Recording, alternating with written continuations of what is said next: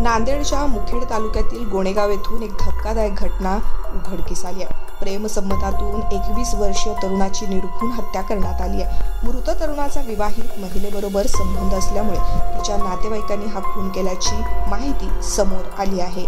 मृत तरुणाचे नाव विष्णुकांत पांचाळ, वय वर्ष 21 असं असून गोणेगावचा तो रहिवासी आहे। कर्नाटकातील नागमपल्ली, तालुका औराद, जिल्हा बिदर येथील विवाहित महिलेबरोबर त्याचे प्रेमसंबंध होते। या नात्याचा राग मनात धरून महिलेच्या नातेवाईकांनी कट रचला। मिळालेल्या माहितीनुसार 21 ऑक्टोबर रोजी विष्णुकांतला नागमपल्ली येथे बोलवण्यात आले, मात्र प्रेमसंबंधाचा शेवट एका क्रूर हत्याकांडात झाला।